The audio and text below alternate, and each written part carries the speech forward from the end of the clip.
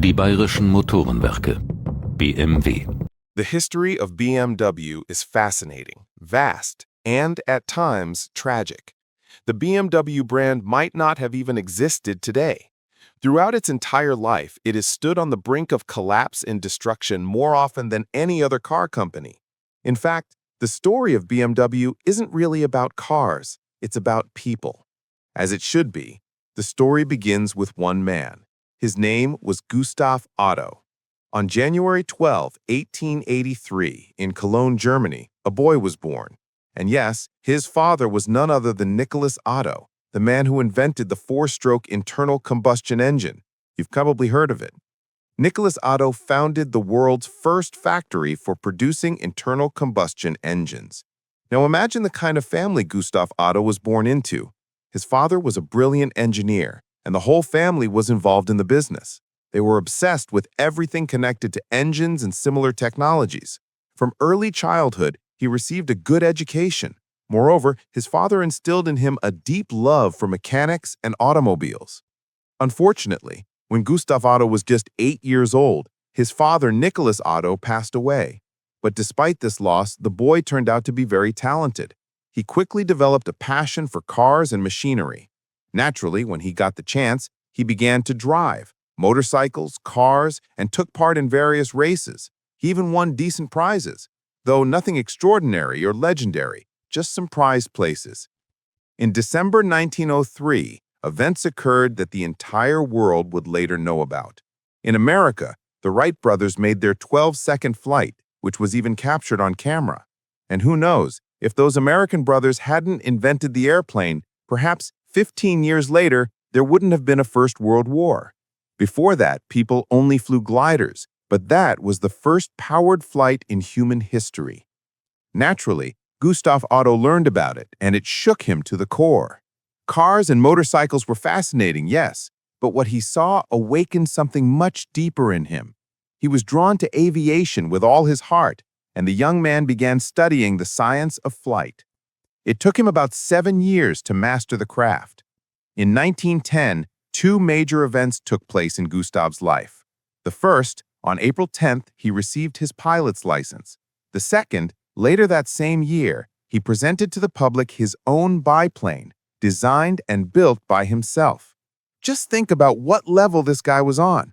He had seen just a short 12-second clip of two men flying a contraption on the other side of the planet, and 7 years later, he was building his own aircraft. In that same 1911, he founded his first company. His firm changed names several times, I won't list them all, but eventually it became known as Otto Flugmaschinenfabrik, something like Otto Aircraft Works.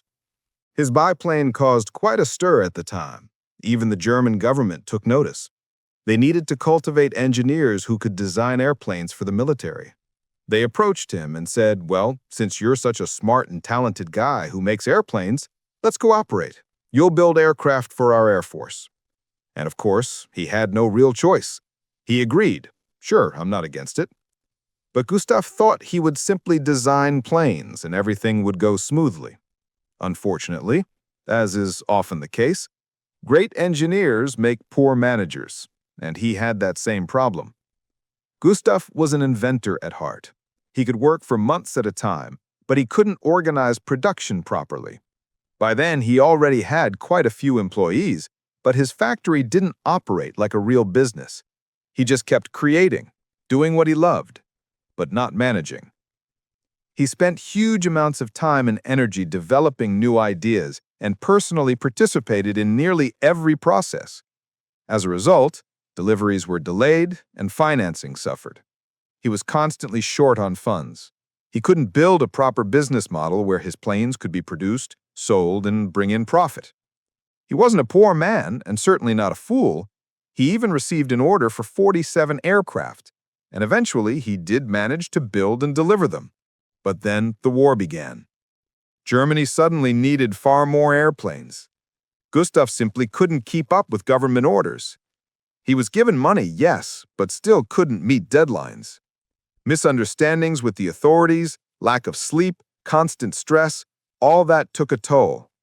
Production delays piled up. As a result, Gustav suffered a severe nervous breakdown and was admitted to a psychiatric clinic.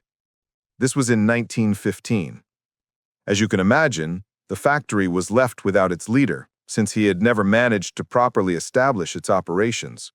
The plant continued to run for a while, employing many workers, but it kept losing money without its chief engineer. No new designs were being developed. Processes were disorganized. Then came some businessmen with money. They approached Gustav and said, "Brother, we understand you're in a tough spot. You realize you're about to lose the factory. It's going bankrupt. Let us buy it from you. We'll keep the company alive. Just sign the papers and focus on your recovery." Gustav Otto had no other choice but to sell his company. He signed the documents. He had spent 10 years building that business, from an idea in his head to a working enterprise. But he had miscalculated his strength and nearly went bankrupt. His company was taken over by new owners. The first was MAN, you've probably heard of it. The second was a German railway construction firm. And the third was an ordinary bank. These three buyers renamed his company Bayerische Flugzeugwerk, Bavarian Aircraft Works. Otto eventually recovered and was discharged from the clinic, but of course his factory was gone. He had sold it. He tried to start several new ventures, but none succeeded, because his business skills had never improved.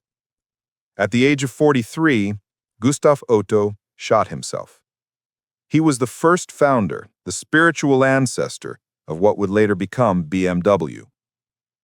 Now, let's talk about the second man, Karl Rapp. He was born on September 24, 1882, in the city of Engen. Interestingly, he wasn't even of German origin. He was Swiss.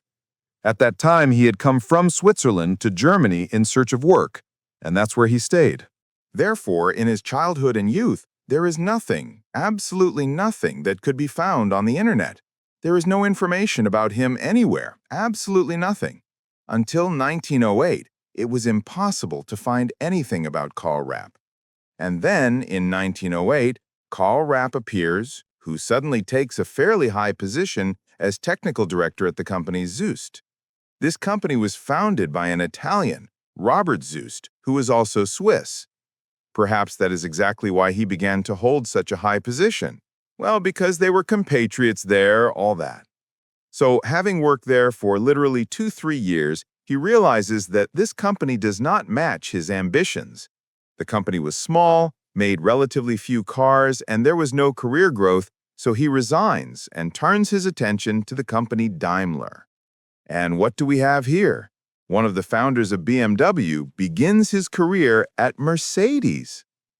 By nature, Karl Rapp was a person who loved engines. He did not like cars directly, nor airplanes, motorcycles, or running companies. That was not his thing. He simply liked making engines. He was an engineer specializing in engine development. And at that time, Daimler, as you know, was the leader in engine production. Therefore, when he was offered to work as a technical director in this company, he of course agreed.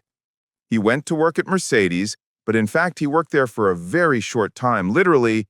Well, basically he was immediately offered to move to another company called Flugmacht Deutschland.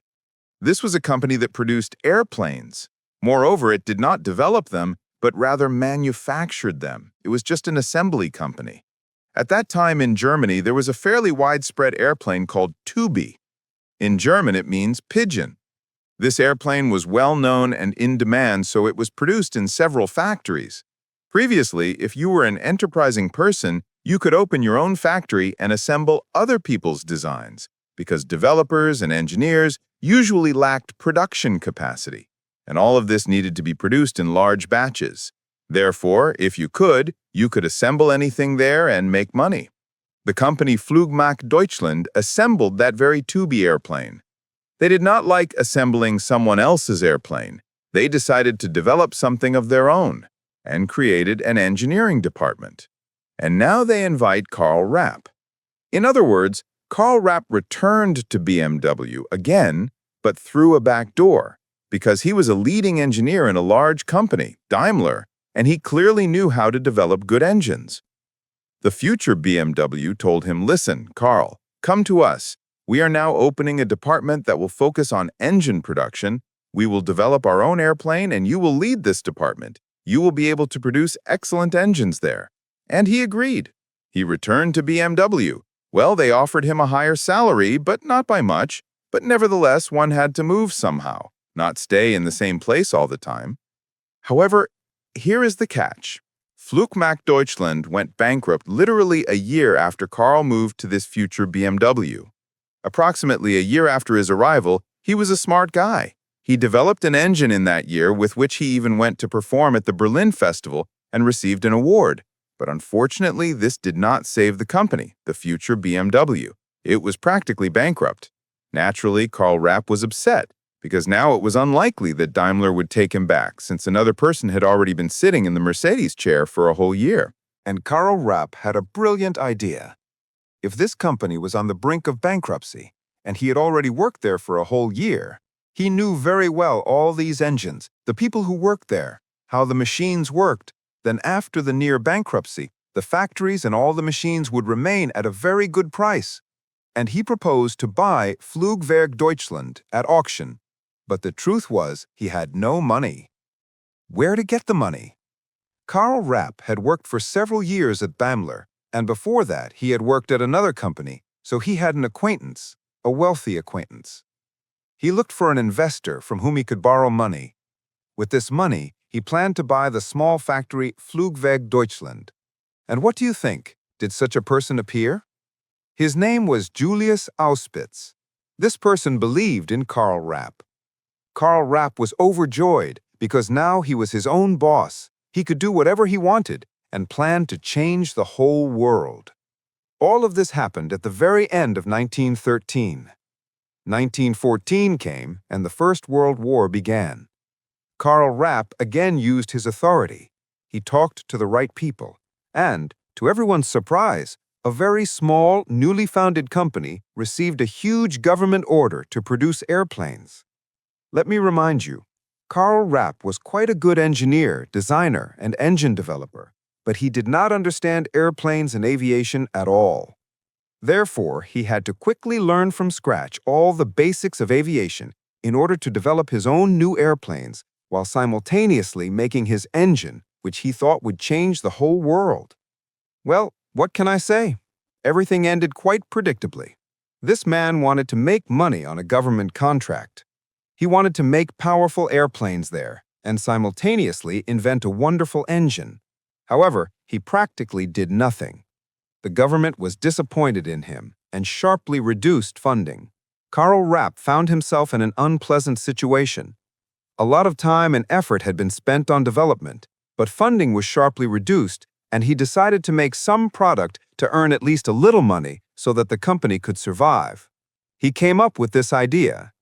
He remembered his old friend, Gustav Otto. That was before his madness.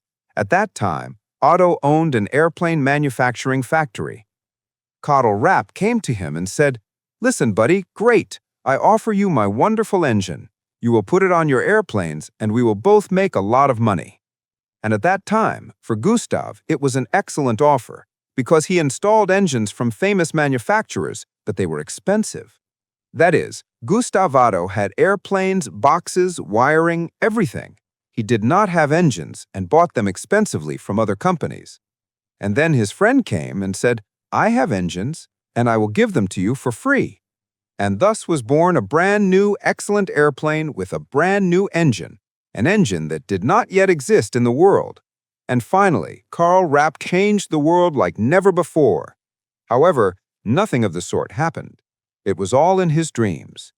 The engines that Karl created broke down. They did not work as they should.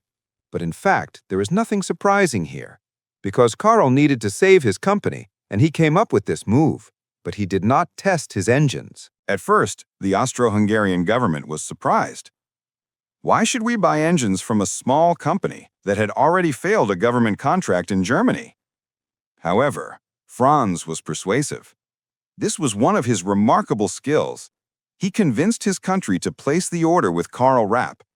Let's at least try. All right, we trust you. You are a smart man.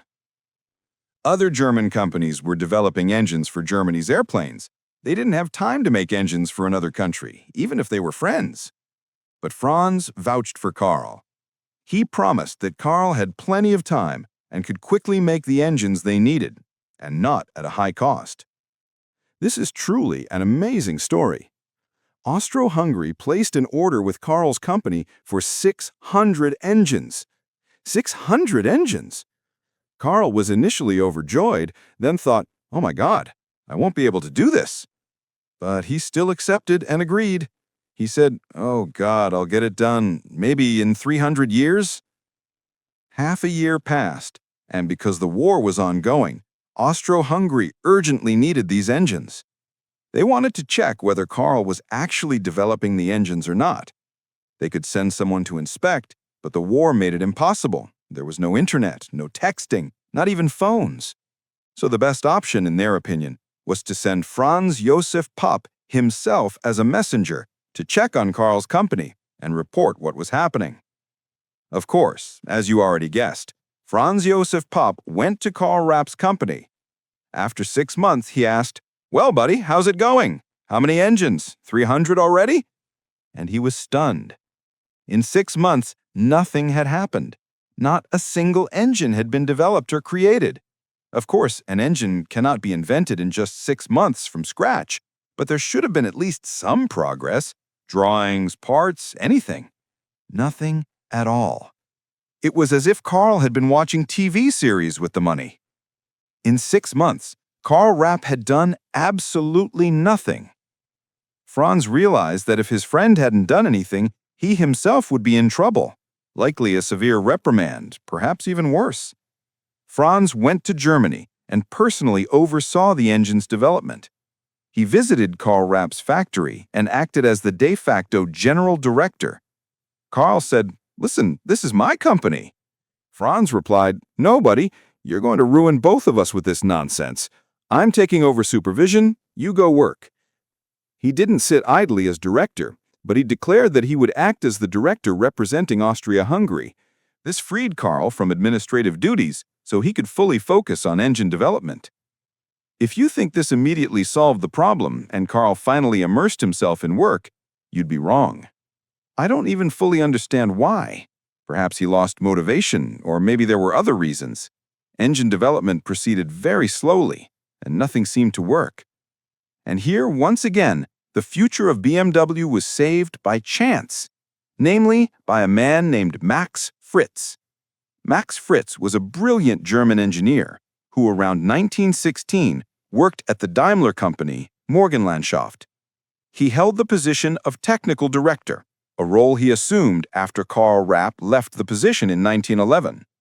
You may remember, when Karl Rapp left Mercedes, he wanted to come back, but someone else had already filled the position for a year. That person was Max Fritz. That's when they met. Max Fritz came to Daimler as Karl Rapp's assistant. After Rapp resigned, Fritz took over his position. At that time, the company was led by Paul Daimler, the son of Gottlieb Daimler. An unpleasant situation arose. Max Fritz and Paul Daimler quarreled. They had different views on how engine development should proceed at Daimler. Paul believed it was time for supercharged engines. He proposed installing compressors on the motors to increase their power. For me, this was a whole week of life passing by in an instant, and everything seemed so confusing at the computer. Max Fritz, however, believed that increasing the compression ratio was the right approach because it would allow the creation of engines with direct fuel injection, which was already an emerging idea at the time. In addition, it would allow aircraft with powerful engines to reach much higher altitudes. Paul Daimler argued that engines with higher compression would require high-octane fuel, which was difficult to obtain, and even harder to supply to the front during wartime. And in principle, he was right. Anyway, they ended up arguing. Max Fritz was extremely dissatisfied that his ideas were rejected by Paul and decided to leave the company. But where could he go? He was working in the largest company in Germany. Then Max remembered an old friend he had once worked with, Karl Rapp. He offered his services saying, "You know, I'm leaving Daimler, and if you want, I can come to your company to work and complete the engine of your dreams." And what do you think happened next? Of course, Karl Rapp refused. Karl Rapp was in a desperate situation and said, "No, I won't hire you," giving some excuse. Do you know why? Because Max Fritz was a brilliant engineer, and Karl Rapp feared that Fritz would come to his company and complete the engine of his dreams. Fritz would help, but all the credit would go to him, leaving Karl Rapp with nothing. Fortunately, Franz Joseph Popp heard about this. He learned that Max wanted to join the company and persuaded Karl to hire him. In 1916, Max Fritz finally began working at the future BMW. Here we return to Karl Rapp leaving his own company. At this point, it made no sense to continue naming the company after Karl Rapp. Moreover, the name had already gained a negative reputation. Few people in Germany had confidence in the company. Eventually, the company was renamed Bayerische Motorenwerke, BMW for short. Perhaps some did not know how BMW is spelled out, Bayerische Motorenwerke. Naturally, simply renaming the company was not enough. The German army sent a commission to see what was happening with this failing company. Why failing? Because they had left orders with Karl Rapp and he had messed everything up. The factories were idle. Workers were waiting for instructions on what engines to produce, or if they should even continue producing engines at all. Even if they continued, the engines based on Karl Rapp's technology were difficult to adjust in a way that would make them profitable. It was simpler to make this enterprise a subsidiary of a larger or already established company. In the summer of 1917, the situation reached a point where the BMW factory could simply have become a shed for some famous brand, like Daimler or NSU. At this critical moment, two people appeared, Franz Joseph Popp and Max Fritz. While the commission inspected the factory to see what could be done, Popp showed them a blueprint of an engine.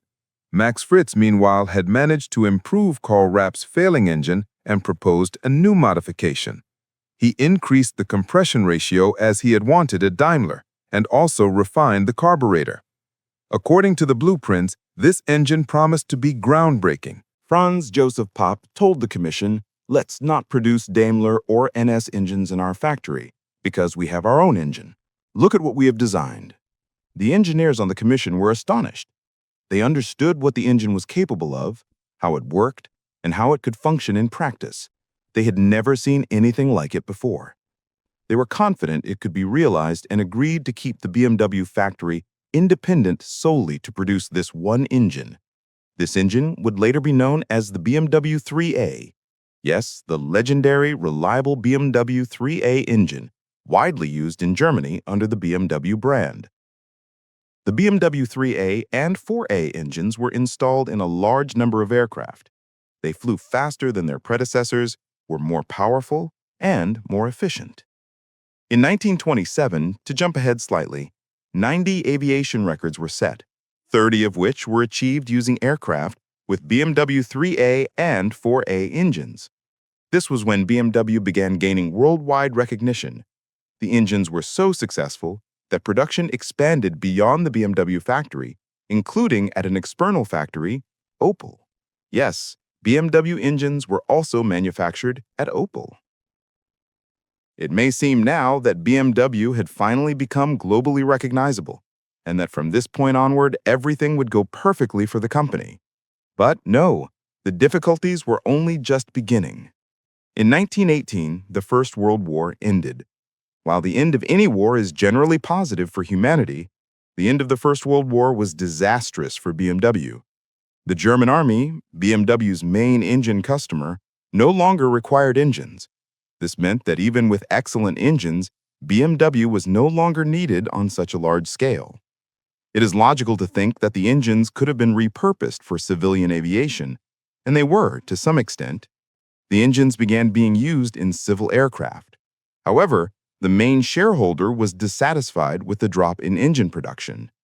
Imagine there were orders for thousands of engines, and here, well, for civilian aircraft, maybe a few dozen at most, still a loss. On August 13, 1918, the main shareholder decided to sell his stake. For that, he renamed the company BMW to BMW Enmer and put his shares up for sale. Following the lead of the main shareholder, all the smaller shareholders of the company also started selling their shares. Anyone could buy BMW shares at that time. They were practically worthless. Nobody wanted them. All 100% of the shares were eventually bought by 2 banks and 2 individuals. One of them was Camillo Castiglioni. It was Camillo Castiglioni who would save BMW in the future and turn it into the company we know today. Camillo Castiglioni. Sounds familiar? Maybe not. He was, in fact, one of the richest men in Europe, possibly one of the richest. He made his fortune through financial operations and investments. He owned over 170 companies. Can you imagine that? One person, 170 companies. I don't even have 170 socks. Camillo Castiglioni was a genius entrepreneur. He made money out of everything. He had his own bank, 170 companies. You get the picture. He wasn't an engineer or a pilot. Yet Castiglioni didn't care much about cars or aviation. So when he heard that a bankrupt factory in Germany was producing a high-quality, well-known aircraft engine, he naturally wanted to buy it. He bought 33% of the shares. Of course, he had no idea if this company would ever make him money. On the contrary, to become the richest man, one has to buy, take risks, buy something cheap, something nobody wants, and hope it can be made valuable. So basically, that's what he did. He bought 33% of BMW, taking a risk. The war had just ended, Germany had lost, and in 1918, when he bought the shares, it was completely unclear what conditions the Allies would impose on Germany. They could have said, "Here, in Germany, you're only allowed to make socks." Nobody knew what would happen next. Buying 33% of a factory that mainly served the military was a really reckless move. But Camillo Castiglioni took the risk, and in the end, he won. In 1919, the Versailles Treaty was signed, banning Germany from having any aviation, both military and civilian. So once again, the BMW factory was in crisis. Just as it seemed they were starting to make good money, everything went completely sideways, a total disaster. Franz Josef Popp remained the director throughout this period. He understood the situation needed saving and looked for a way to rescue BMW once again. The solution was to purchase a license to manufacture braking systems from a company that specialized in various railway machinery and agricultural equipment. Popp wasn't looking to make a profit at that moment. The main goal was to save the factory, keep the machinery running, employ the workforce, and prevent the factory from rusting away. He succeeded. Another factory was converted to produce kitchens, just regular wooden kitchens. Can you imagine that? BMW was making kitchens. Max Fritz, the brilliant German engineer, was still the chief engineer. He didn't want to make kitchens or train brakes. He wanted to design engines. And Franz Josef Popp gave him that opportunity. Popp learned that a German motorcycle manufacturer had ordered engines for its motorcycles. This company was unaffected by the post-war Versailles Treaty because motorcycles were allowed in Germany. Naturally, Popp seized the opportunity. However, the engines were needed very quickly. Max Fritz didn't have time to design an engine from scratch. Then he had an idea. What if he took an already existing Douglas motorcycle engine from Britain, modified it, and used it? That's how they got creative. This was a 180-degree V-twin engine. Max Fritz once again proved his brilliance. He improved the engine and put it into production under the name M2B15. The engine was so successful that other companies started coming to BMW to buy it. Max Fritz's engines became so popular that multiple companies were purchasing them and everyone was satisfied. Meanwhile, Camillo Castiglioni began offering to buy out other shareholders' stakes in BMW. He already had 33%, but he wanted 100%. The shareholders didn't want to sell because they had started earning money. They felt their initial risk had paid off. So Castiglioni got clever. He approached 2 other companies and bought their shares outright. Why did he do this? In 1922, Castiglioni offered BMW AG shareholders to sell him just the BMW name and all their technical developments. The shareholders agreed because those assets had no real value to them at the time. Aviation engines and anything connected to aviation were prohibited in Germany. He said, "Guys, sell me this useless junk," and they gladly did. He acquired all BMW AG's technical developments and the company name, while the original shareholders remained as producers of brakes and agricultural equipment, having changed their company name. Camillo Castiglioni merged these assets with other companies he already owned under BMW AG. Now he controlled all the engine developments and documents. Naturally, Franz Josef Popp, Max Fritz, and part of the engineers left the former BMW and joined BMW AG under Castiglioni. They now had all the patents and developments for what they loved to work on. Essentially, in 1922, BMW is founded for the third time. Interestingly, most people consider Karl Rapp's company as the foundation for BMW. Others believe BMW emerged from the merger of Karl Rapp's company with another company. But in reality, the BMW that exists today was built right here, with the people, documents, and assets brought together at this location. The BMW office remains here to this day.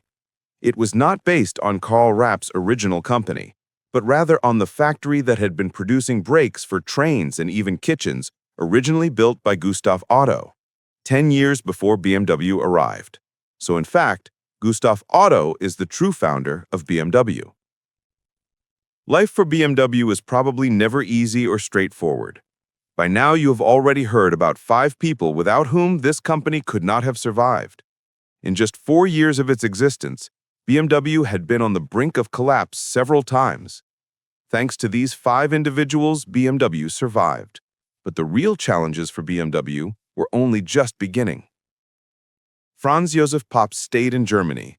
He didn't return to his homeland, Austria-Hungary. After all, it would have been foolish to go home when he was the general director of a successful major company like BMW. Moreover, he had saved BMW so many times that he simply couldn't abandon his child to someone else. What about that V12 engine, the one he had been chasing after all this time in Germany? In 1926, Germany finally allowed development of domestic aircraft engines. The war had ended about 10 years earlier, so there was nothing left to fear. Max Fritz took full advantage of this. He developed the V12 engine that Karl Rapp had once attempted to create, and it turned out phenomenal, super reliable, excellent, and high-performing. It was named the BMW 6 engine. Moreover, the Soviet Union purchased the license to produce it. In the USSR, it was produced under the name M17 and installed on a large number of aircraft and even tanks. These engines would later be used by the Soviet Union during World War II against Germany. What a full circle. After leaving his company, Karl Rapp joined another firm as chief engineer, but things didn't go particularly well for him. In 1923, he returned to Switzerland, his homeland, where he lived until his death, spending his days observing the sun at an observatory. So in 1923, BMW AG, hereafter I'll just say BMW, though even today it is still officially BMW AG, was a factory owned by Camillo Castiglioni. BMW AG was run by Franz Josef Popp, and Max Fritz was the chief engineer. By now, if you've been watching this story for a while, these people probably feel familiar to you. I know they do to me. The company faced a key challenge. They had to decide what to focus on next. Remember, in 1923, due to the Versailles Treaty, producing and selling aircraft engines was forbidden. Producing brakes and agricultural machinery was also off-limits, because at the time of the buyout, that right belonged to another company, the original BMW. And no one wanted to start doing something completely new.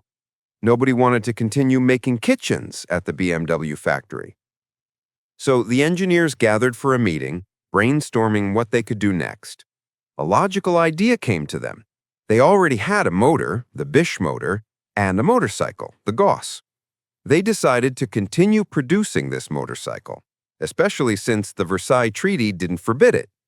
However, as you may recall, this motorcycle was based on a Douglas motorcycle designed by Martin Stoll back in 1914. 10 years had passed. It was outdated. So Franz Josef Popp tasked Max Fritz with reviewing the motorcycle and figuring out how to modernize it so it could be sold to customers. Max looked at the motorcycle and said, "Obviously, the only thing you can do is scrap this thing. The design is completely outdated." He noted, "It's burning here, braking there, smells terrible over there." In a few months, Max Fritz created a concept for a new motorcycle, which would later become known as the BMW R32. You've probably heard of it. The R32 was BMW's first motorcycle, and Max Fritz implemented a concept in it that still exists in BMW motorcycles today: the shaft drive to the rear wheel. Imagine, over 100 years later, BMW still honors that design principle. The motorcycle was highly successful. Demand was strong, helping BMW start getting back on its feet.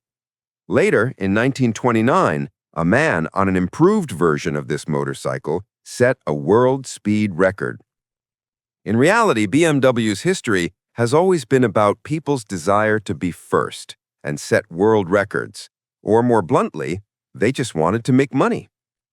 By 1926, BMW had gained momentum in motorcycle production, enjoying enormous demand. But then a problem arose. Camillo Castiglione's financial empire began to crumble. Of course, he didn't become poor, he still had plenty of money, but it wasn't as much as before. Castiglione could no longer fully fund BMW's production. This marked the beginning of the end for him and foreshadowed his eventual departure from the company. But for now, he remained chairman of BMW's supervisory board. In 1926, during a board meeting, Franz Josef Popp suggested it was time to start producing cars. Motorcycles were going well, but BMW had already captured the market in Germany and was one of the leaders in motorcycle production. Yet, to avoid bankruptcy, they needed to develop further. The era of automobiles had arrived, and people wanted not just two-wheelers, but four-wheeled vehicles as well. However, it wasn't easy to start producing cars from scratch. They needed to build facilities, set up an assembly line, develop technologies, designs, and much more. This would take a long time, so they decided to look for another car company in poor condition and buy it, along with its existing production capabilities. They found one, but more on that a little later. Now, let's go back about 40 years to 1896. In Eisenach, Germany, a man named Heinrich Erhardt founded a company called FFE. Initially, the company produced bicycles and weapons, but 2 years later, they decided to pivot and start producing automobiles. Even in 1898, starting car production was no simple task. They had to buy a license. They purchased one from a French company and began producing cars under the name Wartburg. It turned out to be a fairly successful car, gaining significant popularity in Germany. Why did Heinrich Erhardt's car become so popular? The answer is simple: advertising. Effective advertising brought remarkable sales for Erhardt's car. He came up with a hilarious marketing stunt. To promote the brand new car, he and his friends climbed into it and drove up a massive hill in front of a huge crowd. This was quite a long time ago, and it was a real challenge. Today, it wouldn't be difficult, but back then, when everyone else was riding horses or paddling boats, it was mind-blowing.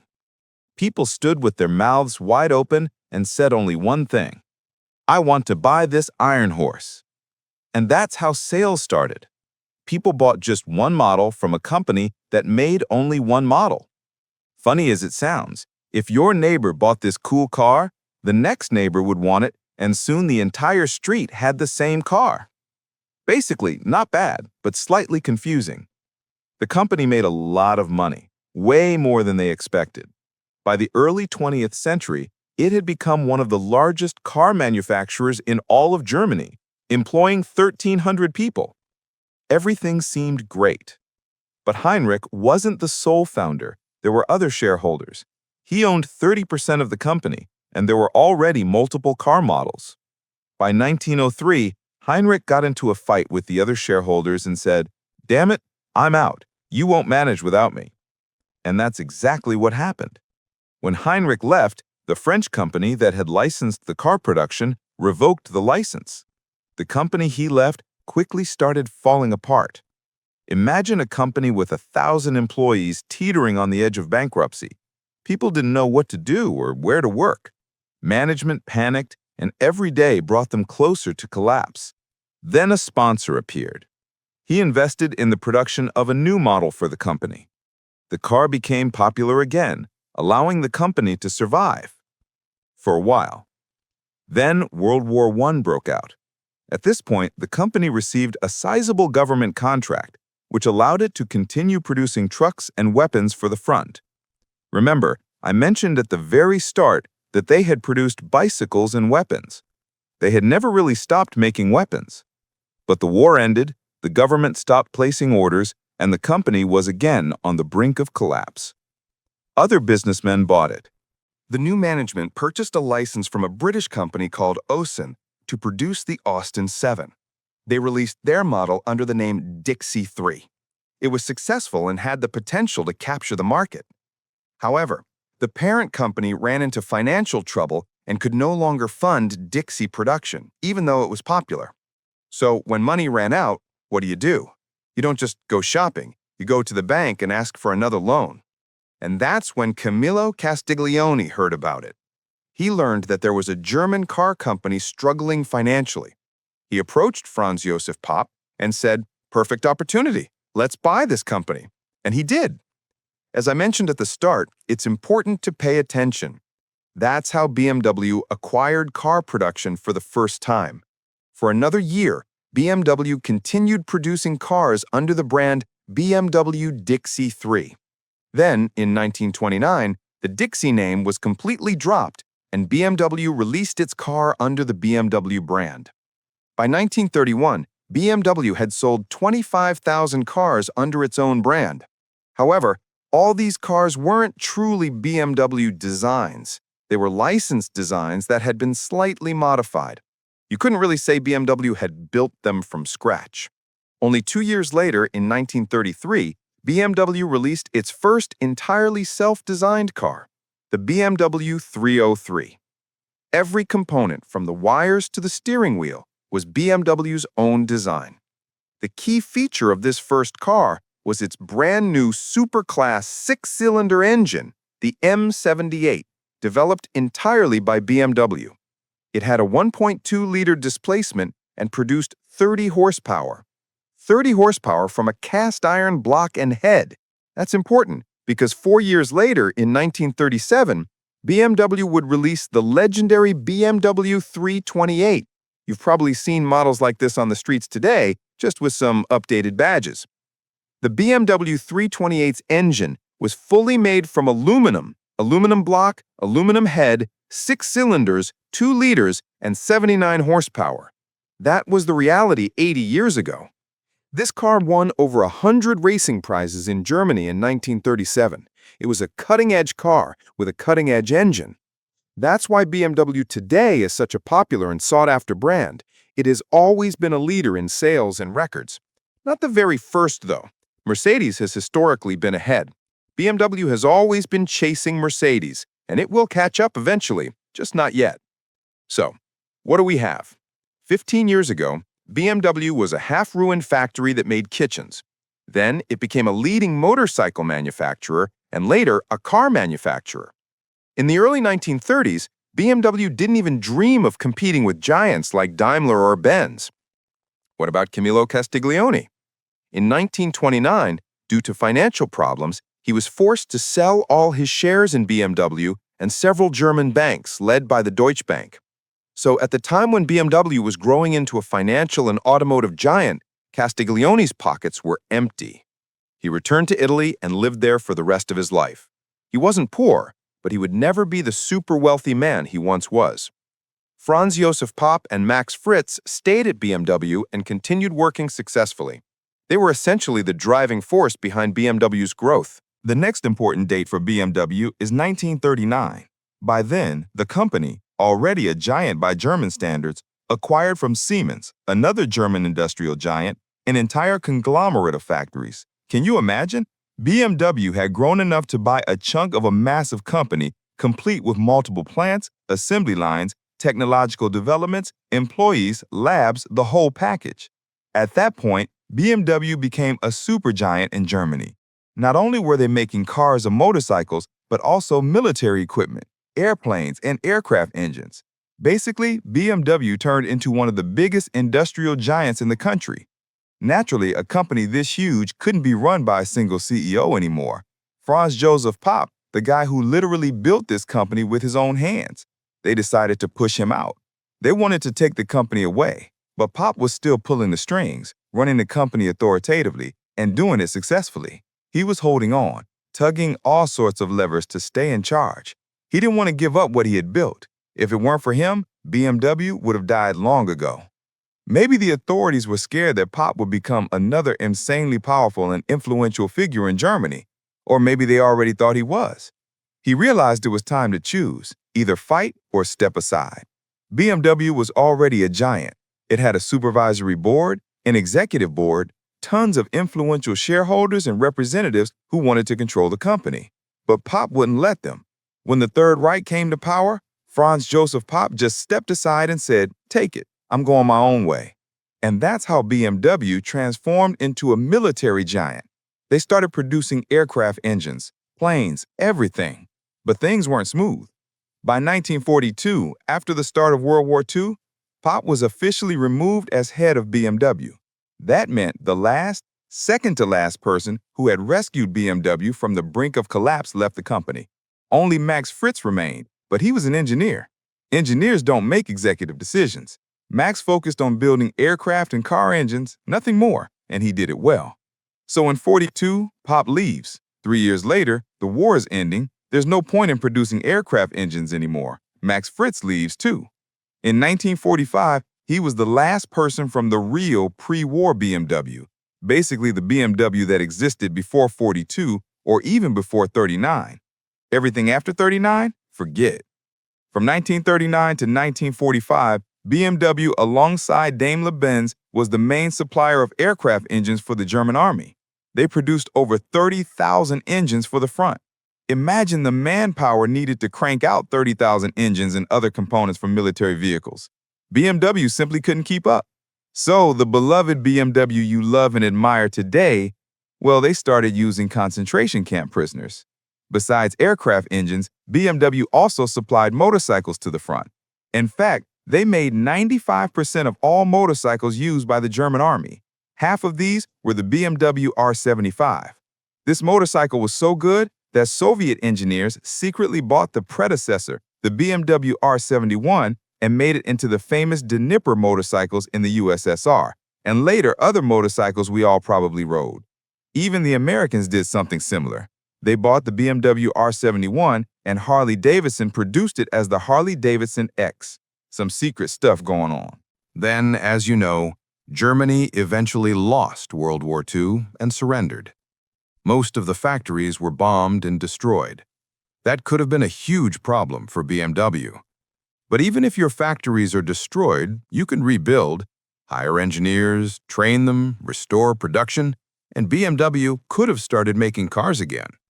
But no, BMW faced an even harsher fate. After the war, the Allies split Germany into East, GDR, and West, FRG. The big issue? BMW's factories ended up on both sides. So the company split in two. First, the Soviet side. The Soviets decided to do two things. First, they dismantled and destroyed everything on their side that had mostly produced military equipment. They feared a repeat scenario. If another armed conflict erupted in East Germany, the local population might side against them. So they blew up most of the factories. Only the ones not producing military equipment were left intact. In 1945, the factory in Eisenach wasn't closed. They continued producing the BMW 321, then models 326 and 327. The BMW 340 was particularly successful. Over 9,000 units were made. These cars stayed in Germany. Some went to the USSR, and some were even sold abroad. That factory also produced motorcycles.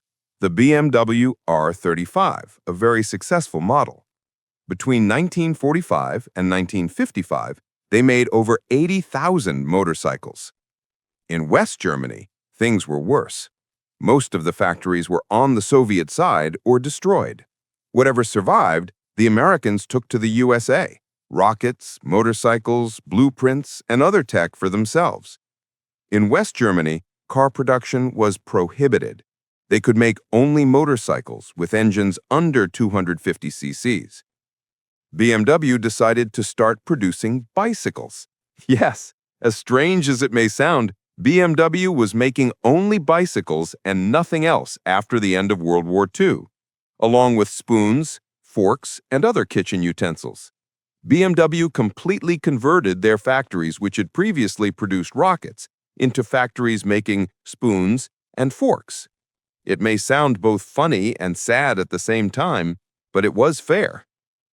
As I mentioned earlier, the Soviet Union immediately allowed BMW to produce automobiles, but they did not let them do it without control.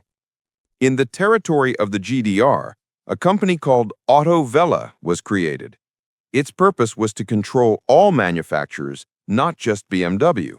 Of course, there were other manufacturers included, so that all technology producers had to follow the rules set by the Soviet Union. This situation lasted until 1952. Then the Soviet Union decided that 7 years had passed since the end of the war, which was even less than the time they waited after World War I. They said, all right, the Germans are completely without weapons now, so they are safe. The Soviet Union was not a bad country. It was not a Nazi country like Germany had been. Therefore, the USSR transferred all the rights back to the government of East Germany, which meant that the government of East Germany now had the authority to do whatever they wanted with the factories located in their territory. The Eisenach plant was gigantic. The people who managed this factory were thrilled, saying, "Finally, the Soviet occupiers are gone, and now we can do everything we want." That is what they said, but it was not like that at all. A few days after the Soviet Union allowed East Germany to do whatever it wanted, the Eisenach factory received a lawsuit. Can you guess from whom? From the headquarters of BMW in Munich. The owners in Munich said, "Guys, we are now on opposite sides. BMW is us. You have no right to produce the BMW 321 under the BMW name. There cannot be two BMWs, and we will not allow it. Do whatever you want, but we do not know who you are. If you try to act up, we will sue you." The Eisenach company had no choice but to rename part of their company in order to continue producing automobiles and motorcycles. From 1952, BMW in this part of Germany became known as EMW, which stands for Eisenacher Motorenwerk. And this is what we got.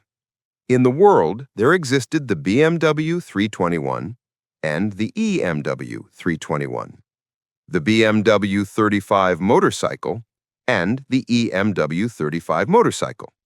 I think you can understand how it was. The Eisenach factory created its own brand and logo. Cars produced under the BMW name in Germany from 1945 to 1951, which were made at the Eisenach plant, regardless of the logo, were actually EMWs, not BMWs. A year later, EMW changed its name again. Now the company was called Wartburg VKEA. Tens of thousands of cars were produced under the Wartburg brand in Eisenach, models 311, 312, and 353. Model 353 was produced for 22 years. You heard that correctly, 22 years, until 1988. It became a legendary car. It was equipped with a 1.3-liter engine produced by Volkswagen. And what happened after 1988?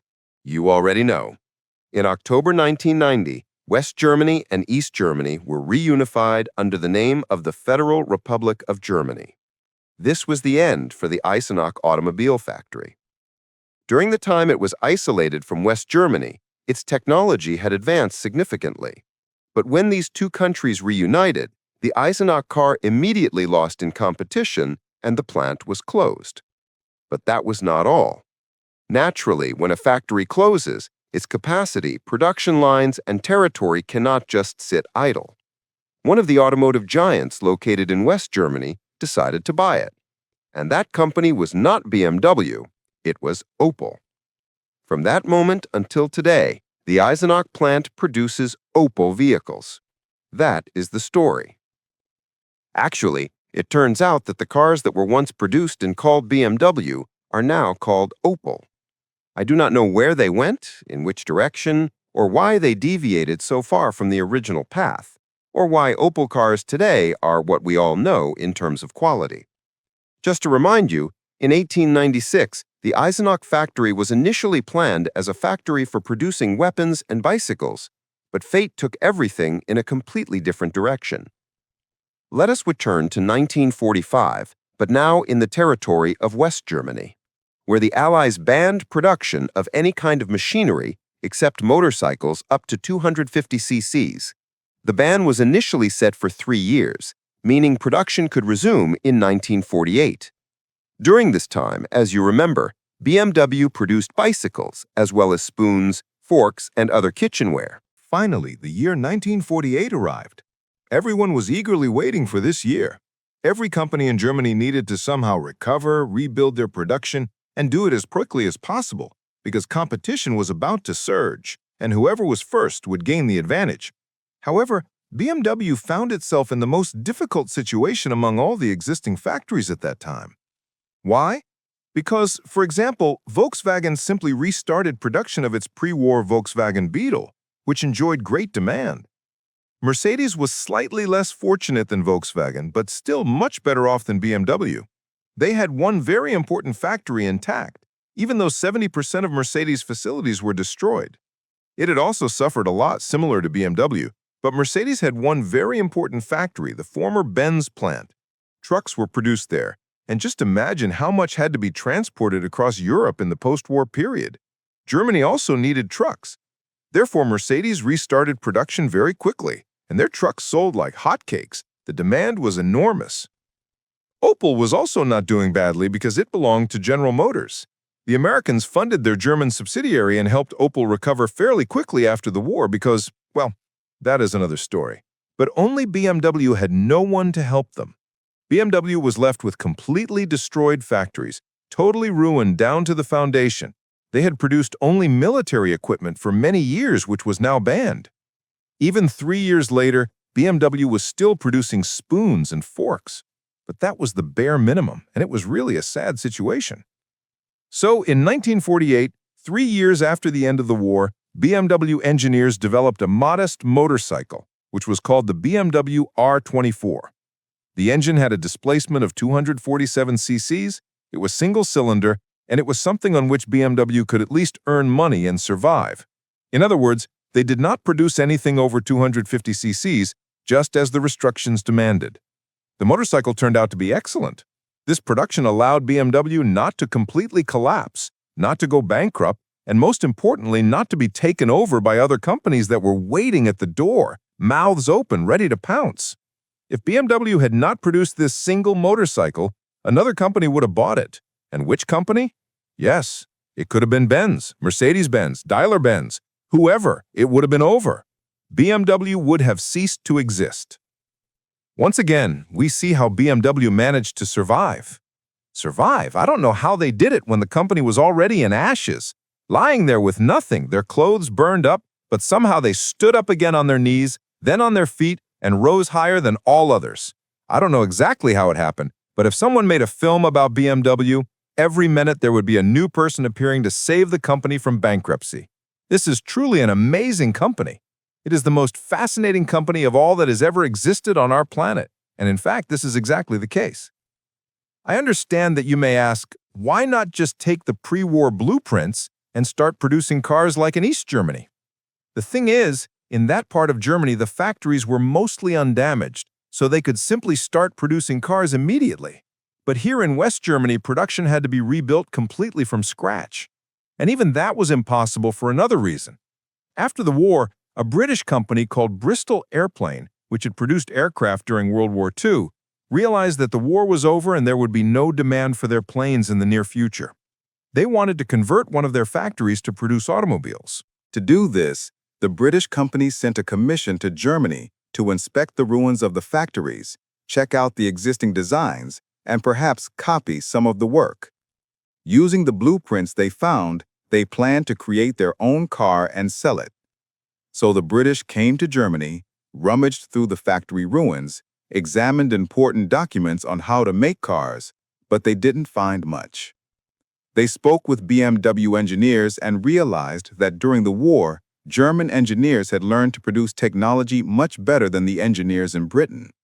For British engineers to learn what the German car creators already knew would take many years. So, the British offered BMW management to go with them to the UK and produce cars at their intact factories. What could BMW management do? They had no other choice. They agreed, took their workers and documents, and went to Britain. There, a new company was created, called Bristol Cars. 2 years later, Bristol Cars released a car called the Bristol 400. Essentially, it was the same as the BMW 327 from before the war, but with modifications, such as a new radiator grille, and it was produced under its own brand. In Britain, they finally saw how the famous BMW engine was made. This BMW engine had also been adapted years before for aircraft, and now the same engine was installed in Bristol Cars. Bristol Cars existed until 2020 and produced tens of thousands of vehicles. Can you imagine what is happening here? After the war, BMW had already given life to 2 other companies without stopping its own existence, even though BMW itself was in a very difficult situation. Now, let's return to 1950. At the BMW factory, motorcycles like the R24 and R25 were being produced and sold in huge numbers. This allowed the company to survive. BMW called another meeting, but this one was not going to be an ordinary meeting. At this meeting, they had to make one very important decision: what to do next. What path should they take to develop? All production of passenger cars had been taken away from them. They wanted to return to it because cars were a profitable business. They had previously produced military equipment, but now no one needed it. They had to find a way back into the automobile business. During the meeting, 3 options were proposed. Option 1, buy a license from another company, such as Ford or a French company, and produce cars under that license. But it was better to buy old designs, not new ones, because they were much cheaper. BMW could then improve the technology and create its own unique car. However, this plan was rejected. Option 2, take the pre-war BMW 321, use it as a base, and develop a lighter, smaller, compact model called, for example, BMW 331.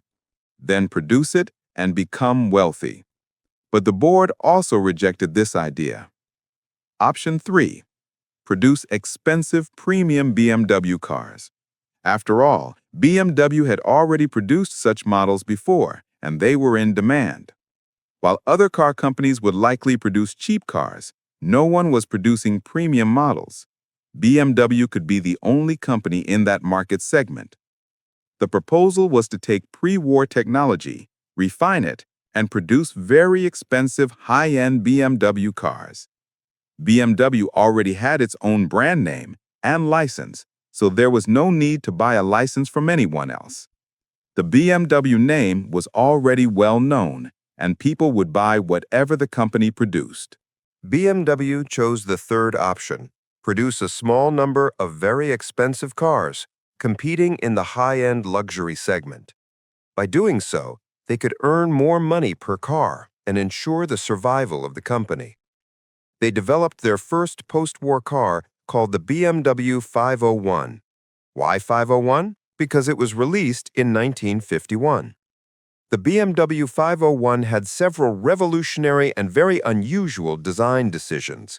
For example, the gearbox was not attached to the engine. Instead, it was placed under the rear seat. This was not for weight distribution, but to allow a flat floor in the front. The car was designed to seat 6 people, 3 in the front and 3 in the back. Because of this, the gear lever had to be placed on the steering wheel, adding complexity to the design. As a result, this became a weak point of the 501 because the system often broke down.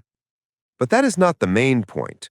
The car ended up being much heavier than they had initially expected.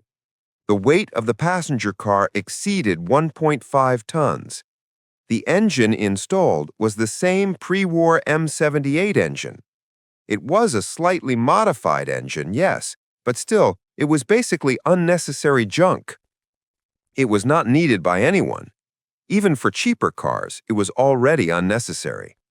These engines were meant for premium cars, and in this model, it produced only 62 horsepower, extremely little for such a heavy and large car. And yet, it was positioned as a premium BMW. The top speed was 135 kilometers per hour, about 84 miles per hour. It accelerated to 100 kilometers per hour in 27 seconds. Even for those times, that was already a lot. Competitors like Mercedes and others laughed because their cars could reach 100 kilometers per hour in 6, 7, or 10 seconds faster than the new premium BMW. Even cheaper Mercedes cars accelerated faster than this premium BMW. And the obvious question, why not put a different engine in it? However, BMW did not have enough time to develop both a new car and a new engine at the same time. It was simply impossible. If BMW had tried that, the company would have gone bankrupt during the development process. So the decision was made to install the old engine in the 501. BMW hoped that buyers would trust the BMW brand and purchase the car without hesitation, simply because it was their favorite company. However, at the same time, Mercedes was not sitting idle. They had recovered after the war and presented their first post-war premium model called the 220 in the 187 body. Look at the BMW and Mercedes cars. Which one do you like more? Probably BMW. Well, personally, I like the Mercedes more. But okay, BMW. According to voting at the showroom, BMW won. So everyone who saw both cars at the dealership wanted to buy the BMW. They were not actually buying yet, but they wanted it, simply because it looked better. BMW's gamble worked. The car was more attractive, that's it. At first glance, it seems like a foolish idea that worked. People bought the 501 simply because it was a BMW and it looked good, that's all. Today, car buyers don't usually pick a car based only on looks. Plus, the BMW had 6 seats. That was cool. People always want something new. They want to be the first to try it. But these were only BMW's dreams. When buyers learned the price of the BMW 501, they simply turned silently and walked to the Mercedes and bought it instead. And then there were even more hidden complications. Mercedes had better technical specifications, and most importantly, Mercedes was cheaper. Later it turned out that the BMW 501 lost to the Mercedes 220 in all aspects: price, fuel efficiency, and acceleration. And the key point, the Mercedes 220 in the 187 body was sold for 12,000 Deutschmarks, while the BMW, which looked better but was worse in every specification, cost 15,600 Deutschmarks. That's almost a 30% difference, a huge gap at the time.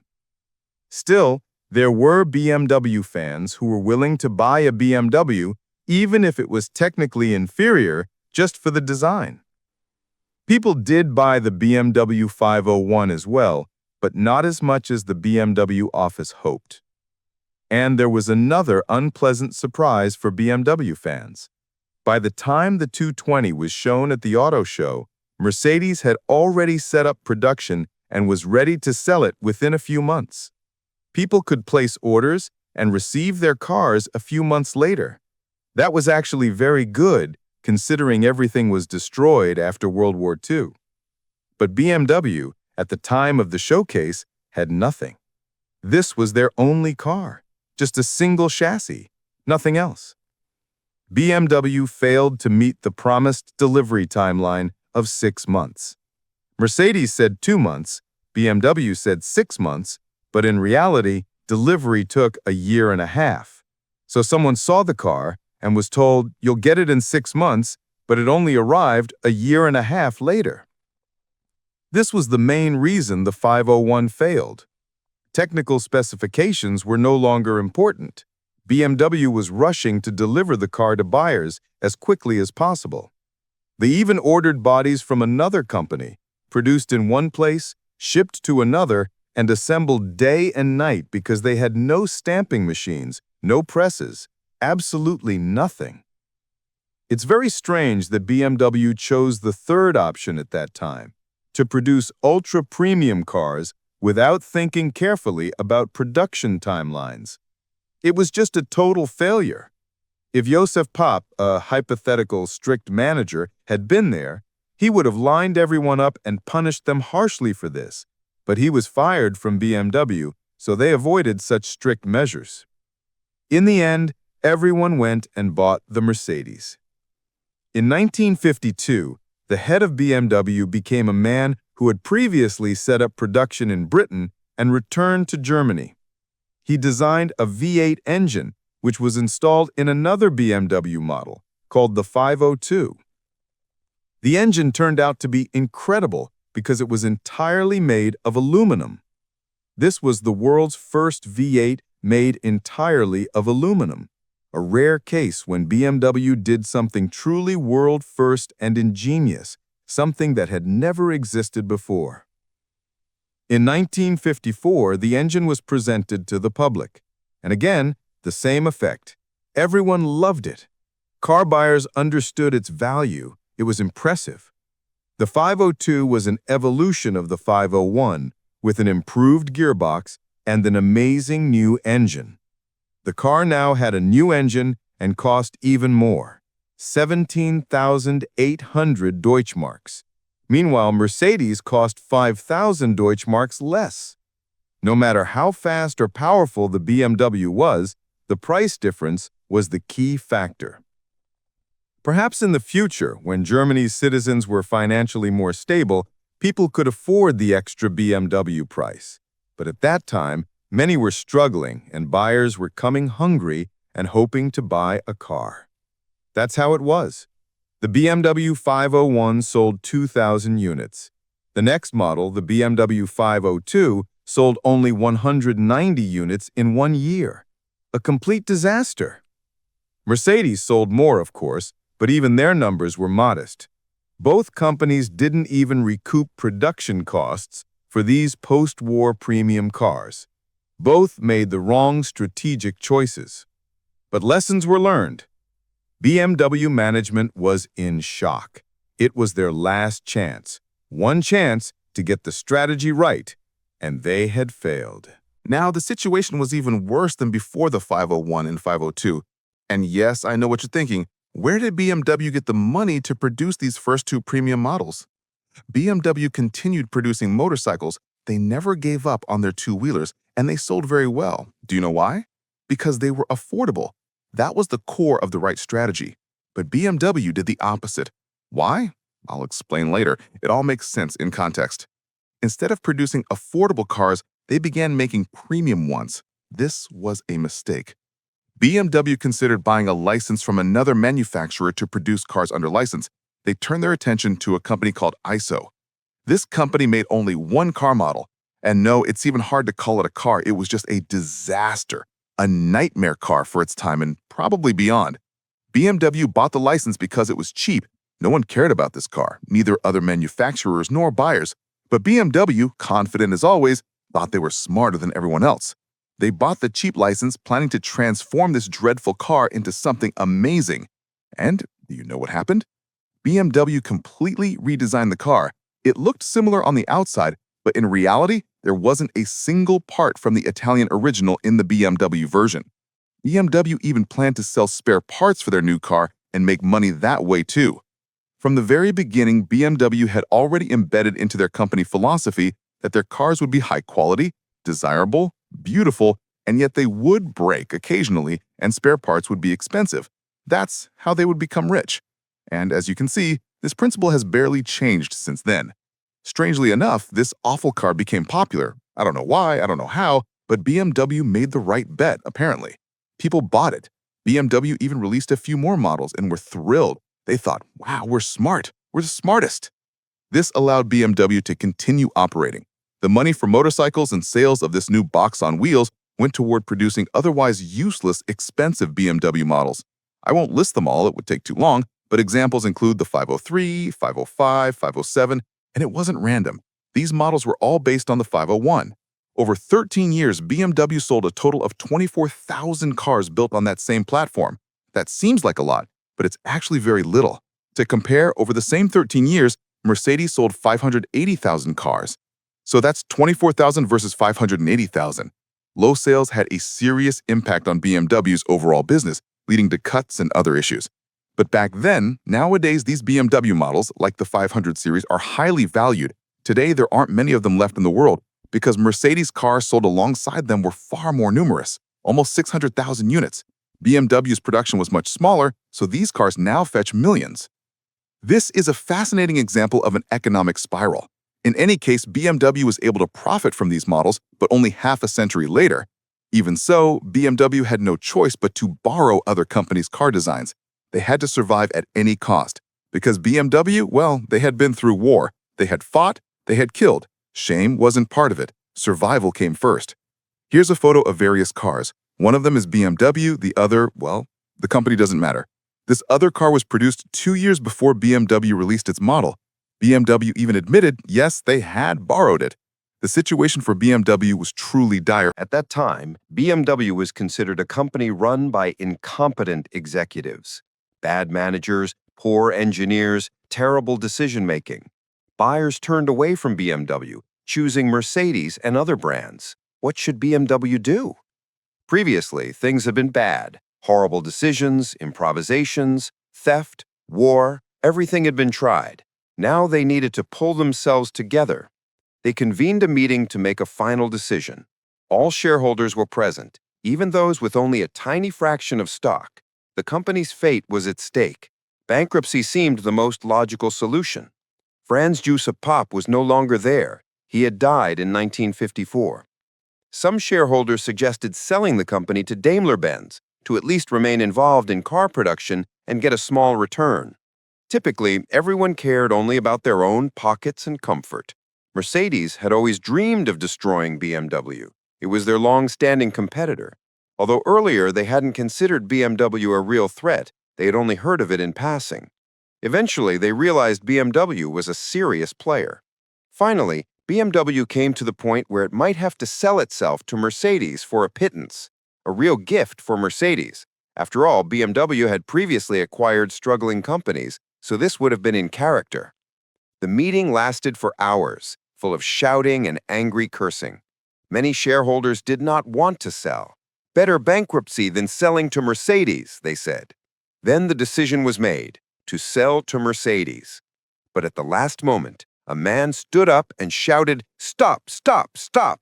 He said, "I am willing to invest the necessary funds into your BMW so that it doesn't go bankrupt and you don't have to sell to Mercedes." He added that if anyone wanted to sell their shares, he would buy them. Who was this man? His name was Herbert Quandt. Herbert Quandt was born in June 1910 into the family of an oligarch. His father, Günther Quandt, was a massive industrialist in Germany. Simply put, his father would buy struggling companies. It was like having a two-room apartment. If one room was in trouble, he'd rent it out while living in the other. Günther Quandt bought small companies, then slightly bigger ones, and gradually became a millionaire.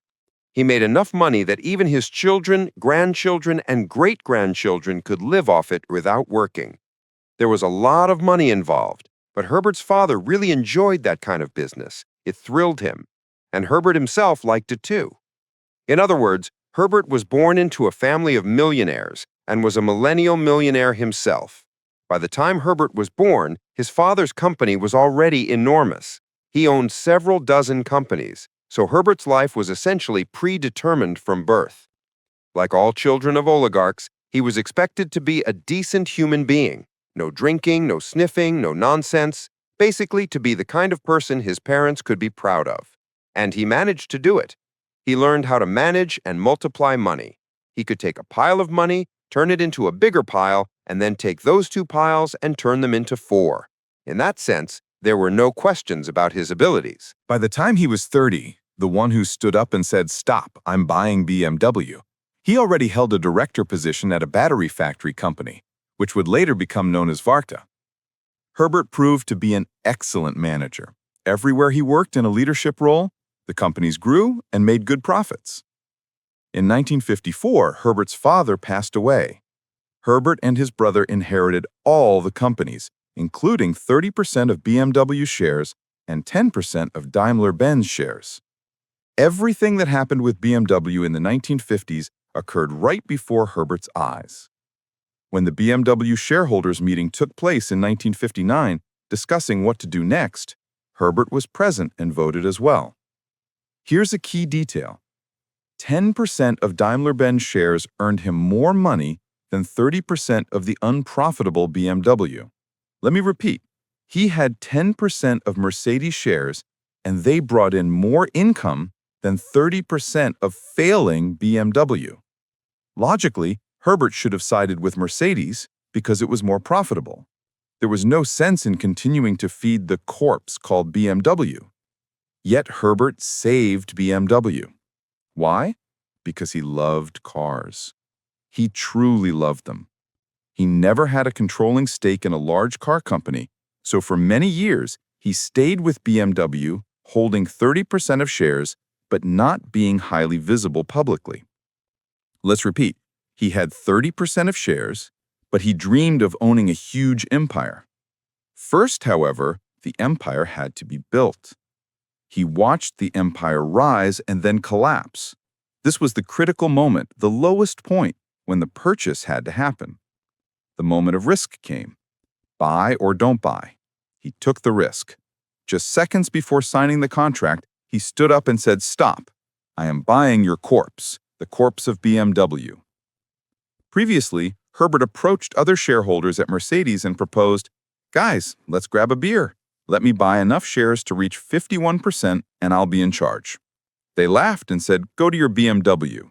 We're making good money and we'll be fine until retirement. Why sell?" No one believed BMW could succeed. Analysts predicted bankruptcy within days. However, Herbert, after consulting with his bankers, decided to take out loans from major banks and invest in BMW.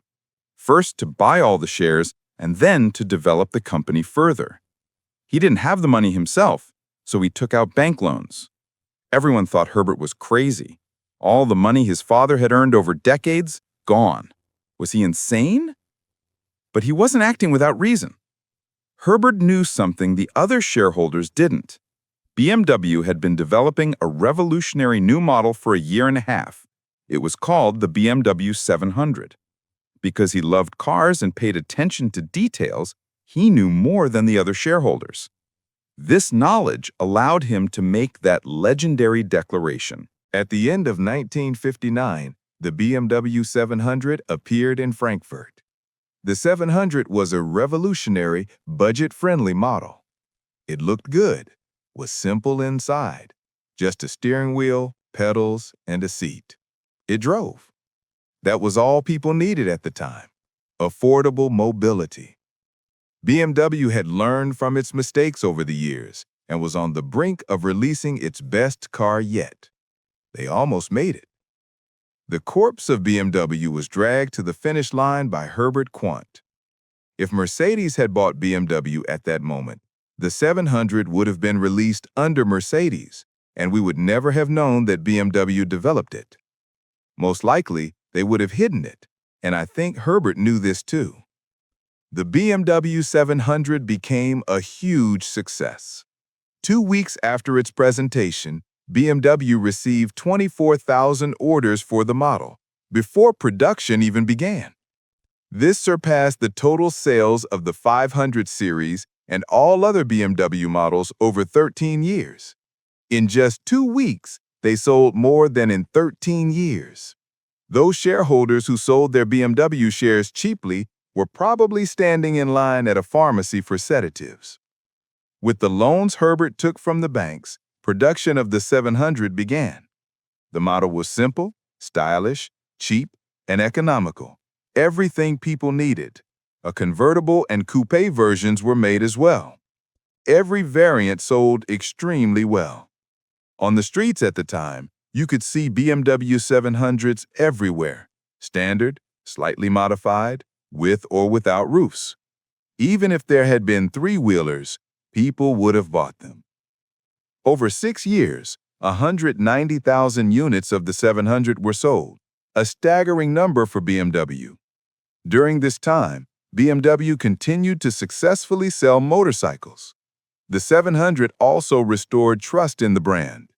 People once again believed BMW made cool, affordable, and reliable cars. This success confirmed Herbert's strategy: borrow money, invest in BMW, and continue building the company. A few months later, he paid off all the bank loans and made insane amounts of money. Once again, a person saved BMW, and a successful model saved the company. However, there's one important aspect to mention. In the 1950s, during the BMW meeting discussing the 3 possible directions for car production to secure the company's success, Herbert supported the idea of producing premium, expensive cars. Even then, he knew it was the wrong path. It would weaken BMW. Herbert waited for the right moment. He waited for years for the lowest possible BMW stock price. He waited until the very last second before signing the documents to sell BMW to Mercedes. It's amazing how ruthless business can be. Any business, not just car manufacturing. If you consider yourself a smart businessman, remember this: there will always be someone smarter who can destroy you. Over time, Herbert decided not to return to budget cars, and in 1965, BMW discontinued the 700 model. BMW would never again enter the budget car segment. Long before the 700 was discontinued, Herbert, now the sole controlling owner of BMW, met with the other shareholders and began setting his terms. He said, "Gentlemen, we will produce expensive cars. I don't want to make budget cars because budget and BMW don't mix." A year after the BMW 700's launch, once it became clear that the model was successful and could save BMW from dying, Herbert tasked the engineering team to develop a new BMW. It would be more expensive than the 700, but not by much. Completely new, with a new engine, unique transmission, a genuine BMW. Until that point, BMW had been operating in panic, afraid to make a single step: right, left, a new model, anything. But at that moment, Herbert was confident. He knew it would work. He reassured the other shareholders, "Gentlemen, everything will be fine. Don't worry. Now we are in safe hands. We will only grow and prosper." BMW now took its competitors seriously. They watched BMW closely, and there were many small rival companies, but only now did BMW truly scare Mercedes. The successful engine developed for the BMW new class ran on production lines for 26 years. It was slightly improved over time, and in total, 4 million engines in their modifications were produced. These engines even made it to Formula One, winning numerous prizes. This is BMW's most successful engine in the company's history. BMW has never produced a more successful engine up to 2023. Even today, cars still run with this engine. Imagine, 50 years later, and the BMW engine still works. Mileage? Probably over 3 million kilometers, but it still runs. Think about it. Someone chooses a car, has a budget of $1 million, and people say, "Don't buy a 2015 car, it's junk." But back then, cars ran for 3 million kilometers. And now? Only 250,000. You have to get rid of them fast because they're done. The BMW engine set a trend for other manufacturers, inspiring them to develop unique engines, transmissions, and technologies. On every display stand, that engine was showcased like an icon. Next came the BMW 5 Series in the E12 body. The 700 model had ended production. It was a successful but budget car. BMW didn't want to return to the budget segment. Nevertheless, the 700 proved that people slightly less wealthy than those who could afford a BMW new class still wanted a BMW. They were just missing a few thousand Deutschmarks.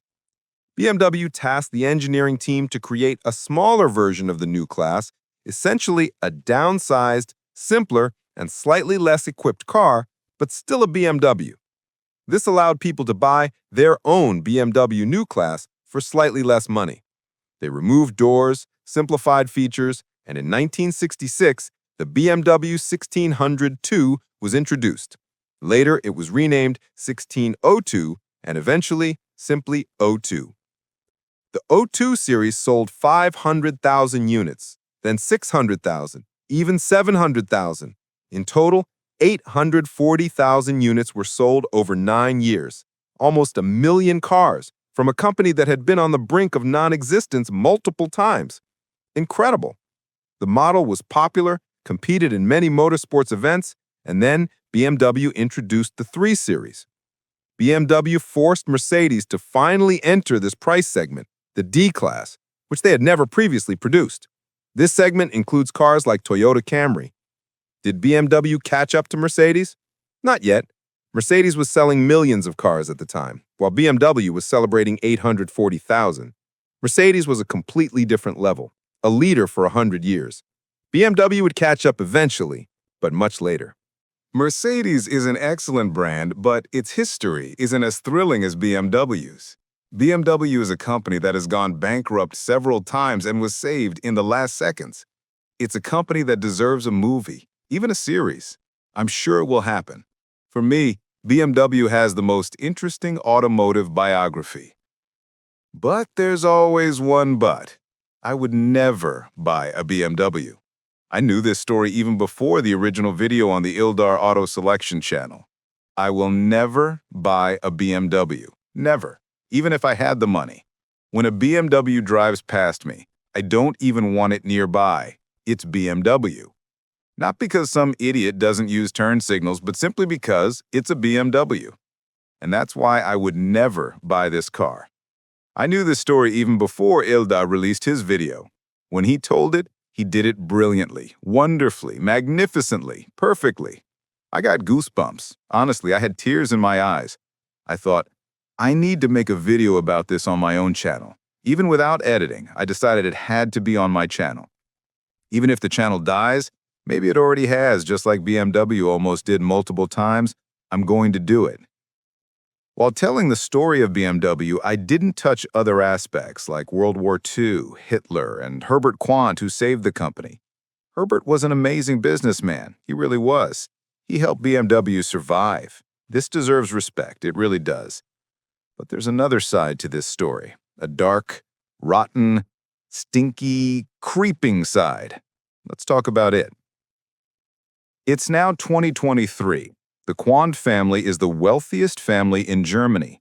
Their fortune is in the tens of billions, maybe hundreds of billions, perhaps even trillions. Their holdings include hundreds of companies. You could say they practically own Germany. And it all started with Herbert Quandt. A key trait of this family is that they never give interviews or make public appearances. This policy was established by none other than Günther Quandt. They avoid being in the public eye to prevent anyone from bothering them. If you try to find any public appearances by the Quandts, there are almost none, maybe 1 or 2 videos at most. They are practically invisible.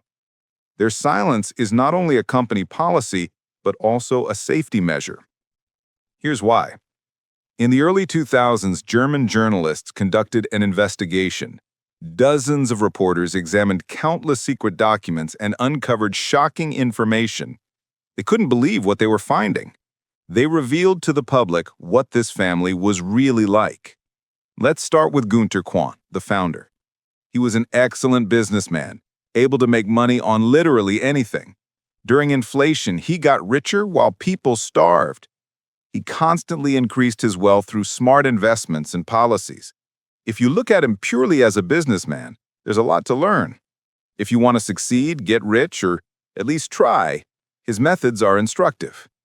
But as a human being, he was a scoundrel, truly despicable. And I don't swear on my channel, but let's be honest, he was ruthless. Some say a few people rule the world, and it's true. Presidents and governments are mostly for show. Who's really behind them? People like Günter Quandt. Then his son Herbert, and now Herbert's descendants run not only Germany, but have influence across the world. They truly control enormous wealth and power. Günther was even greedy toward his own family. He never bought anything for his wife, not gold, not gifts. Their children wore ordinary clothes, sometimes even with holes, despite Günther being a millionaire. In the 1940s, Quandt owned a factory producing batteries. Today, this company is called Varta. Your car may have Varta batteries, or you dream of one because they are quality batteries. These batteries were produced for the German Third Reich's front. Every vehicle, cars, planes, motorcycles, even rockets and submarines relied on Varta batteries. The production relied on slave labor from concentration camp prisoners. That's a fact. The factory had its own concentration camp. To understand the level of Günter Quandt's cynicism, prisoners weren't given any protective equipment. Battery production is extremely toxic, mostly acid and harmful lead. Special protective clothing is required. Prisoners worked in ordinary clothes, exposed to fumes. They were not given masks. The Quandt family considered spending money on protective gear unnecessary. New prisoners constantly arrived from other camps. People typically lived about 2 months at the BMW factories. Strong men, women, and children were brought in, working together. After 2 months, diseases and exposure killed them. Every day, 180 people died at the BMW factory. Imagine, 180 people every day. The smell of death and decay was overwhelming. Over 10 days, 1,800 people died, and the factory operated like this for years using slave labor. Documents exist detailing the management's calculations on whether it was worthwhile to bring prisoners from different regions to the factory. They didn't refer to these people as humans in the documents, but as material. New material would arrive tomorrow. They evaluated men, women, children, looking at hair quality, teeth, bone strength. How long would the materials survive on the production line? The longer, the better. There were tables to assess this. Prisoners passed through a special commission to determine whether transporting them from distant areas was economically viable. If strong and healthy, yes, bring them from far away. If sick or weak, not worth it. The cost would be too high.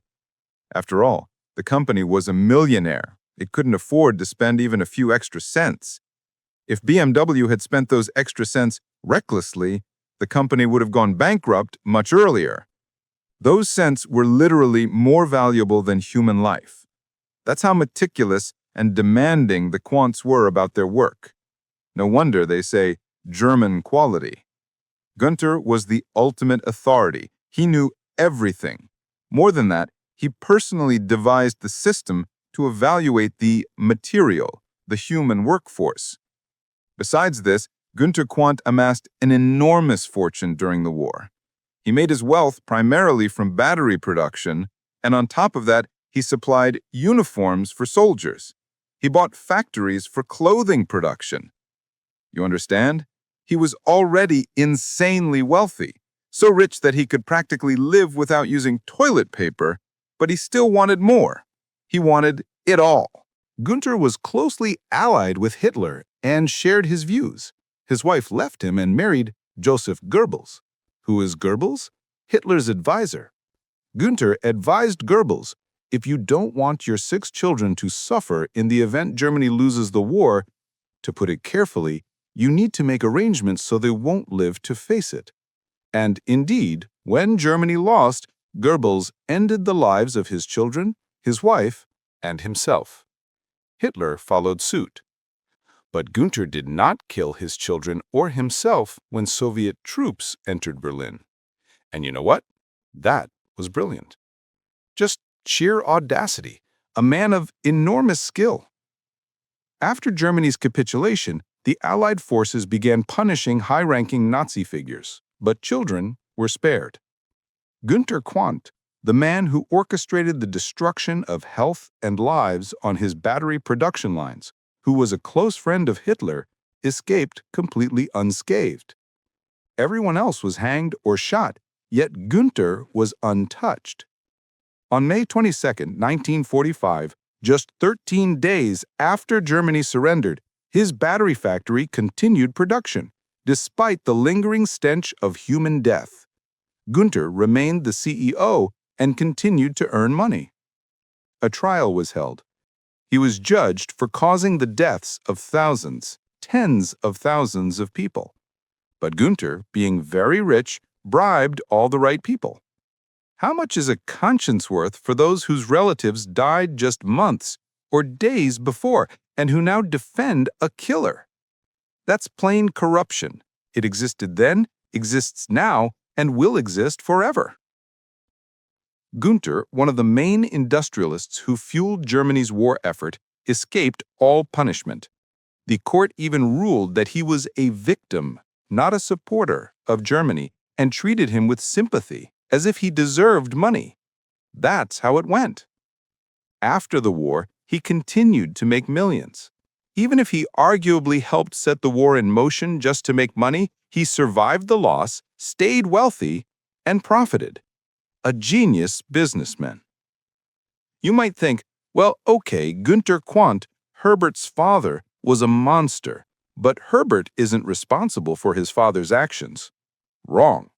During World War II, Herbert was the manager of one of the battery factories. When Günther wasn't present at the factories, Herbert was there, overseeing operations, making decisions about technology and slave labor. During the war, the Quandt factories became richer and richer. They even expanded by taking over other battery factories from competitors, by force, not by buying shares. That was BMW's true face. Mercedes never did this. Opel never did this. Only BMW did. If you understand correctly, World War II was in part initiated by people who wanted to make money, and they did. After the war, these people didn't disappear. Some were removed, but the rest bribed their way out. They remained in Germany, and today their children and grandchildren continue to live there, continuing to earn money, producing the very cars we love and drive, German cars. If you consider yourself intelligent, you should remember. Recently, I spoke about Herbert buying BMW shares, saving the corpse of the company. He didn't have enough money, so he went to a bank and took out a loan. But in reality, he had tons, literally tons of money. He didn't need a loan. It was necessary to hide how wealthy he really was. This is called money laundering. Later, when Herbert took additional loans, he would literally go underground, descend several floors, and take a stack of cash and bring it up in a bag. That's the truth. That's reality. Herbert didn't actually want to be the owner of a car company. He didn't care about cars at all. He simply wanted to launder money. BMW turned out to be a perfect place to do that. That's why he waited for the right moment to buy BMW. And look at how cunning he was, not even spending a penny unnecessarily. He sat in the company for years, saving, waiting until BMW's stock price dropped as low as possible, and only then did he buy it. Thus, Herbert became the savior of BMW, not just because of his entrepreneurial skill, but also because of the tons of money he and his father had earned on the bones of our relatives. Thanks to the deaths of our relatives, BMW exists today. And that is sad. And it is true. It is harsh, brutal truth. You want it to be false, but it is pure truth. There was no heroic rescue of BMW at the last moment. BMW simply got lucky. Another company could have been in its place, Mercedes, for example. but it happened to be BMW. And who knows, maybe there are other companies where money laundering is still going on today. Maybe entire governments are still laundering money from World War II. The exposure of the Quandt family was taken seriously. In the early 2000s, a court case was held against the Quandts. They defended themselves as best they could, and additional investigations were conducted by both the family and the prosecutors. And how did it end? How do you think? All the charges against the Quandt family were dismissed. The explanation was simple. The Quandts were considered victims. They acted the way they did because, well, the times were such, they did it to survive. Absurd, right? Our children, our relatives, were dying in concentration camps so that the Quandt family could survive. Even today, there is no honest court for the killers of that era, nor for the current BMW management, who have again bribed the courts, just like 50 years ago when their grandfather bribed the court to declare them innocent. Bravo, BMW. Bravo, money. In 2016, Herbert Quandt's son was asked in an interview, "Do you regret what happened? Do you consider yourself, your father, or your grandfather guilty? Do you acknowledge your family's responsibility?" Sven Quandt replied, "No, I do not regret it. It was necessary for the balance of the world. If those events hadn't happened, the world wouldn't be what it is today. The court acquitted my grandfather. It acquitted our family. I trust our court. You should too." That's it. But that's not all. When the war ended, the last people who worked at the battery factories survived. The victorious countries rescued them. A few dozen or hundreds of these people came forward in the early 2000s. They went to court to question the Quandt family, the owners of BMW. They asked just two questions. First, could a monument be installed on the territory of the battery plant for those who died in the concentration camp? The answer? No, it is an industrial site. It is not a cemetery. Second, could the family apologize to us? We are now 70, 80 years old. Our whole lives, we have suffered because your father, your grandfather ruined our health. We contributed billions to your wealth, and you became billionaires thanks to us. Give us a little money for our health care and apologize." The Quandt family replied, "No, you will not get a penny from us." Do you understand how callous these people are? These are the real owners of BMW. Their cars are loved around the world, but the owners themselves do not even consider us human. Not a single member of the Quandt family has ever said the word sorry. They simply remain silent. These people are Germany's wealthiest family. They influence the government, make important decisions that shape the country. I will leave it at that. I didn't want to tell this horrific story about today's BMW owners, but you cannot separate these two facts: the biography of BMW and those who have managed and still manage it. You should know this. When you choose a BMW, when someone drives past you in a BMW, remember, this car was built on blood, sweat, suffering, and the death of little children crying and screaming in pain as they died. By buying a BMW, of course, you are making the murderers of our relatives even richer. Just know this.